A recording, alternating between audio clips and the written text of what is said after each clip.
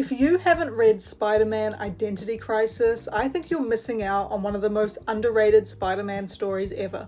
Now, before you read this, I do recommend reading Spider Hunt, which is another Spider-Man story that takes place in all of the Spider-Man titles in the late 90s. And this is where Norman Osborn frames Spider-Man for murder. He puts a $5 million bounty on his head, and so it puts Peter in just an impossible situation because he cannot help people the same way he usually would. No one trusts him, and everyone's after him, and so Peter Parker cannot be Spider-Man anymore.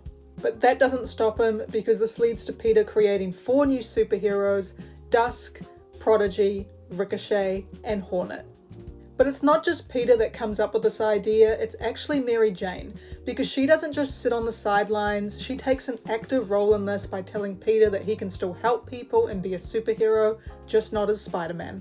She helps create these new identities, she helps design the costumes, and the two of them just have so much fun together that it becomes a family affair.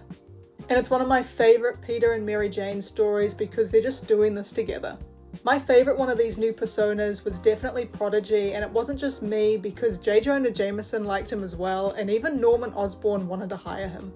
I really loved the Hornet costume as well, it was just so cool. Mary Jane helped with the design, Hobie Brown helped with the suit, and Peter kept Ben Reilly's memory alive by using some of his technology.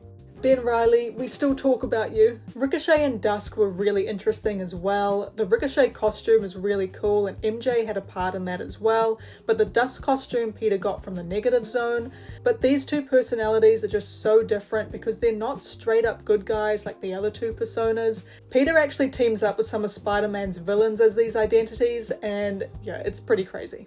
One of my favourite moments from this story takes place in issue 28 of Sensational Spider-Man, when Peter's identity as Hornet actually gets revealed to Norman Osborn, and the look on his face is just priceless. But Peter clears Spider-Man's name in issue 258 of Spectacular Spider-Man, and not just in front of Norman, but with the whole world watching as well, and it's one of the best moments from this era. Overall, Identity Crisis has been my favourite story in this post-Clone Saga Spider-Man era. It was just so much fun to read, it felt new and refreshing, and it's just a reminder that Peter Parker doesn't need to be Spider-Man to be a hero, even though at his core that's who he really is. I think Norman Osborn's return has actually brought new life to these Spider-Man titles, and without it we just wouldn't have stories like this. But it was Mary Jane, her being the MVP, and her involvement in this that just really made this story stand out to me. For her to be the one to take this impossible situation that Peter found himself in and help solve it is what made this such a joy to read.